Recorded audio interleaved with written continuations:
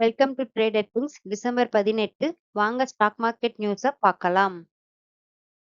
நான் செபியில் பதிவு செய்யப்பட்ட அட்வைசர் அல்ல. இந்த வீடியோ தகவல் வழங்கும் நோக்கத்திற்காக மட்டுமே. எந்த வகையிலும் முதலீடு செய்யுங்கள் என்று சொல்வதற்கான வீடியோ இது அல்ல. இங்கு சொல்லப்படும் தகவல்கள் அனைத்தும் என் சொந்த பார்வைக்குட்பட்டவை. யாரும் ட்ரேடிங் செய்யும் முன் சான்றளிக்கப்பட்ட நிதி ஆலோசகர்களிடம் கலந்து ஆலோசிப்பது நல்லது. நேத்து இண்டெக்ஸ பார்த்திருப்பீங்க. நிஃப்டி 50 பார்த்தீங்கன்னா நெகட்டிவ்ல ட்ரேட் ஆயிட்டு இருந்துச்சு. 41 பாயிண்ட்லயும். பேங்க் நிஃப்டி பார்த்திருந்தீங்கன்னா நெகட்டிவ் 107 பாயிண்ட்லயும். சென்செக்ஸ் பார்த்தீங்கன்னா 120 நெகட்டிவ் பாயிண்ட்லயும் ட்ரேட் ஆயிட்டு இருந்துச்சு. எஃப்ஐஐ டிஐ டேட்டா பார்க்கலாம். டிஐ பார்த்தீங்கன்னா 9600 க்ரோக்கு வந்து வாங்கியிருக்காங்க. செல் பார்த்தீங்கன்னா 9000 க்ரோக்கு வந்து செல் பண்ணியிருக்காங்க. 587 க்ரோக்கு வந்து நெட் பையர்ஸா இருக்காங்க. எஃப்ஐஐ பார்த்தீங்கன்னா 12,000 க்ரோக்கு வந்து பை பண்ணியிருக்காங்க. 10,000 கோடிக்கு வந்து செல் பண்ணியிருக்காங்க. 1,400 கோடிக்கு வந்து நெட் பையரா இருக்காங்க. டிஐஐ, எஃப்ஐஐ 2 பேருமே வந்து நெட் பையர்ஸா இருக்காங்க. வாங்க ஸ்டாக் மார்க்கெட் நியூஸ பார்க்கலாம். இந்துஸ்தான் ஜிங்க் பார்த்தீங்கன்னா, இன்னைக்கு பார்த்தீங்கன்னா, அது வந்து 1.8% வந்து ஷேர் வந்து பிரைஸ் மூவ் ஆயிட்டு இருந்துச்சு. அதாவது இன்னைக்கு ஆல் டைம் ஹைலயே மூவ் ஆயிட்டு இருந்துச்சு. என்ன ரீசன்ஸ் பார்க்கும்போது சில்வரோடைய பிரைஸ் வந்து ஆல் டைம் ரெக்கார்டு உடைய ஹைல ட்ரேட் ஆயிருக்கிறதுனால ஹிந்துஸ்தான் ஜிங்க்கும் நல்ல ட்ரேட் ஆயிட்டு இருக்குது. செபி கிட்ட இருந்து ஒரு நியூஸ் கிடைச்சிருக்கு. ஆக்சுவலா பார்த்தீங்கன்னா, மியூச்சுவல் ஃபண்ட்ல வந்து முன்னாடி என்ன பண்ணுவாங்கன்னா, டாக்ஸ வந்து ஃபீஸ் கூடயே வந்து ஹைட் பண்ணி குடுப்பாங்க. ஓகேவா? இப்ப வந்து என்ன சொல்லியிருக்காங்கன்னா, மியூச்சுவல் ஃபண்ட்ல வந்து டாக்ஸ நீங்க தனியா பிரிக்கணும். ரியல் ஃபண்ட வந்து தனியா பிரிக்கணும். 2மே வந்து தனித்தனியா பிரிச்சு, இன்வெஸ்டருக்கு வந்து நீங்க இவ்ளோ வந்து ஃபண்ட நீங்க ரியல் ஃபண்ட் வந்து இவ்ளோ, ஜிஎஸ்டி இவ்ளோன்னு நீங்க செப்பரேட்டா சொல்லணும்னு செபில இருந்து ஆர்டர் குடுத்துருக்காங்க. ஸோ, இதனால இன்வெஸ்டருக்கு வந்து கிளியரா தெரியும்னு சொல்லியிருக்காங்க. ஸோ, இண்டெக்ஸோடைய ஃபண்டும், பாண்டோட ஃபண்டோடையது வந்து சார்ஜஸ் வந்து முன்னாடி 1% இருந்தது. இப்ப வந்து 0.9% தான் சொல்லியிருக்காங்க. டிசிஎஸ்ல இருந்து ஒரு நியூஸ் கிடைச்சிருக்குது. என்னன்னு பார்த்தோம்னா, டிசிஎஸ் பார்த்தீங்கன்னா, வேர்ல்டு ஃபுல்லாவே வந்து சுமார் வந்து 5000 ஏஐ உடைய ப்ராஜெக்ட்ல வேலை செஞ்சுட்டு இருக்கதா சொல்லிட்டு இருக்காங்க. இனிமேல் வந்து டிசிஎஸ் வந்து ஏஐல ஃபுல் ஃபோக்கஸா இருக்க போறதாவும் சொல்லிட்டு இருக்காங்க. அதாவது 5000 ஏஐ ப்ராஜெக்ட் வித் கிளையன்ட்டோடயும் இருக்கிறதா சொல்லியிருக்காங்க. 1,80,000 எம்ப்ளாயி வந்து ஏஐல நாங்க ட்ரெயின் பண்ணி வச்சிருக்கோம்னு சொல்லியிருக்காங்க. அது மட்டும் இல்லாம ஏஐ உடைய ப்ராடக்ட் அண்ட் சர்வீசஸ்ல பார்த்தீங்கன்னா, அவங்களுக்கு ரெவென்யூவே பார்த்தீங்கன்னா, 1.5 மில்லியன் வந்து ச ரெவென்யூவே அவங்களுக்கு கிடைக்கிறதா சொல்லியிருக்காங்க. டிசிஎஸ்லேருந்து வந்த நியூஸ் இது.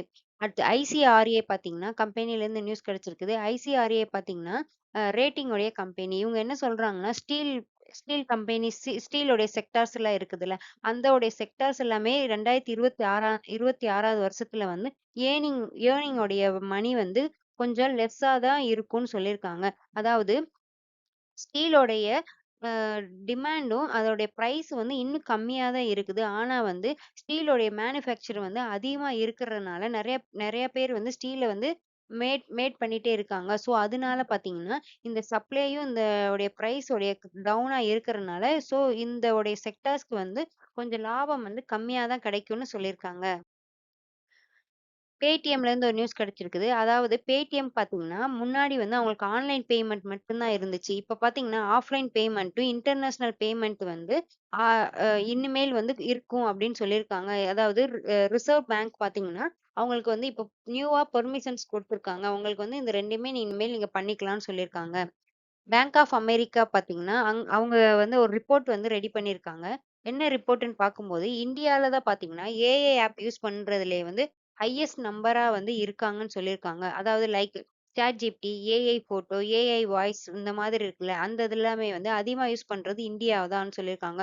ஸோ இந்த மாதிரி அதிகமா யூஸ் பண்றதுனால, டெலிகாம் கம்பெனிஸ்லாம் இருக்கும்ல, ஸோ நம்ம வந்து இன்டர்நெட் வந்து அதிகமா தேவைப்படும். ஸோ அதனால ஜியோ, ஏர்டெல், வோடஃபோன்ஸ் இந்த இதுக்கு எல்லாமே பார்த்தீங்கன்னா ஏஐ யூசேஜ்னால வந்து இந்த கம்பெனி எல்லாம் அதிகப்படியான ரெவென்யூ வந்து பெறும்னு சொல்லியிருக்காங்க நெக்ஸ்ட் இயர்க்குள்ள. ரிலையன்ஸ் இண்டஸ்ட்ரியில வந்து ஒரு நியூஸ் கிடைச்சிருக்குது. அதாவது மார்க்கன் ஸ்டான்லி பார்த்தீங்கன்னா, ரிலையன்ஸ் இண்டஸ்ட்ரி வந்து 2026க்குள்ள வந்து 20% வரைக்குமே ஷேர் பிரைஸ் வந்து இன்க்ரீஸ் ஆகுறதுக்கு அதிக வாய்ப்பு இருக்குன்னு சொல்லியிருக்காங்க. அதுக்கு 3 ரீசன் சொல்லியிருக்காங்க. ஜியோ, டெலகிராம் உடைய குரோத், அடுத்து ரீட்டெயில் உடைய பிசினஸ வந்து ரெக்கவரி பண்ணியிருக்காங்க. அடுத்து நியூ எனர்ஜி வந்து கிளீன் எனர்ஜி பிளான்ட்ஸ், அதாவது ஃபார் எக்ஸாம்பிள் சோலார், கிரீன் இந்த எனர்ஜி எல்லாமே பார்த்தீங்கன்னா, நல்லா வந்து உங்களுக்கு ப்ராஃபிட் வந்து குரோத் ஆகுறதுக்கு அதிக வாய்ப்பு இருக்குன்னு சொல்லியிருக்காங்க. இந்தியன் ஓவர்சீஸ் பேங்க்லேருந்து பார்த்தீங்கன்னா, இன்னைக்கு வந்து இதோட ஷேர் பிரைஸ் பார்த்தீங்கன்னா, 6% வரைக்குமே கீழ ட்ரேட் ஆயிட்டு இருந்துச்சு. என்ன ரீசன்ஸ் பார்க்கும்போது, கவர்ன்மெண்ட் சைட்ல இருந்து 3% வந்து ஷேர வந்து செல் பண்ணியிருக்காங்க. ஸோ, அதனால இன்னைக்கு வந்து பிரைஸ் வந்து ஃபால் ஆயிருந்தது. Zomatoலேருந்து ஒரு நியூஸ் கிடைச்சிருக்குது. அதாவது ஜேஎம் ஃபினான்ஷியல் பார்த்தீங்கன்னா, Zomatoவுக்கு வந்து 40 இப்ப இருக்கிற லெவல்ல இருந்து 40% வரைக்குமே அப்சைட்ல போறதுக்கு அதிக வாய்ப்பு இருக்குதுன்னு சொல்லியிருக்காரு. ஆனா வந்து இப்ப வந்து காம்படிட்டிவ் பிரஷர் அதிகமா இருக்குது Zomatoவுக்குன்னு சொல்லியிருக்காங்க. ஸோ இப்பயும் வரையுமே பையிங் ரேட்டிங் தான் குடுத்துருக்காங்க. இது வந்து லாங் டர்ம் உடைய குரோத்துக்கு வந்து ரொம்ப ஸ்ட்ராங்கா இருக்குன்னு சொல்லியிருக்காங்க. இதுக்கு முன்னாடி டார்கெட் பிரைஸ் வந்து 450 இருந்தது. இப்போ 400 வந்து கம்மி பண்ணியிருக்காங்க. இப்ப கரண்ட்டா பிரைஸ் பார்த்தீங்கன்னா, 284 ட்ரேட் ஆயிட்டு இருக்குது. ரெயில்டெல் கார்ப்பரேஷன்ஸ் ஆஃப் இந்தியாவ பார்த்தீங்கன்னா, ரெயில்டெல் பார்த்தீங்கன்னா, எலான் மஸ்க் இருக்கக்கூடிய ஸ்டார்லிங்க் உடன் வந்து பிராட்பேண்ட் உடைய ஒப்பந்த பேச்சுவார்த்தை நடக்குதுன்னு சொல்லியிருந்தாங்க. ஸோ இதனால பார்த்தீங்கன்னா, இதோட ஷேர் பிரைஸ் வந்து இன்கிரீஸ் ஆயிருந்துச்சு. ஏசியன் பெயிண்ட்லேருந்து ஒரு நியூஸ் கிடைச்சிருக்குது. அதாவது யுபிஎஸ் வந்து தொடர்ந்து நியூட்ரல் ரேட்டிங் குடுத்துட்டு இருக்காங்க. இதுக்கு முன்னாடி வந்து இப்ப எவ்வளோ ட்ரேட் ஆயிட்டு இருக்குன்னா, ரூ. 2785 ட்ரேட் ஆயிட்டு இருக்குது. இதுக்குடைய டார்கெட் பிரைஸ் பார்த்தீங்கன்னா, 3200 குடுத்துருக்காங்க.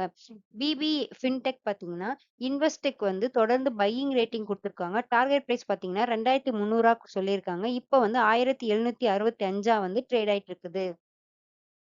தேங்க் யூ ஃபார் வாட்சிங் அவர் சேனல். சப்ஸ்கிரைப் பண்ணுங்க, கமெண்ட் பண்ணுங்க, லைக் பண்ணுங்க. மறக்காம சப்ஸ்கிரைப் பண்ணிடுங்க. அப்பதான் வந்து நான் போடக்கூடிய ஸ்டாக் மார்க்கெட்டோடைய நியூஸ் எல்லாமே வந்து உங்களுக்கு ஃபாஸ்ட்டா ரீச் ஆகும். Thank you friends.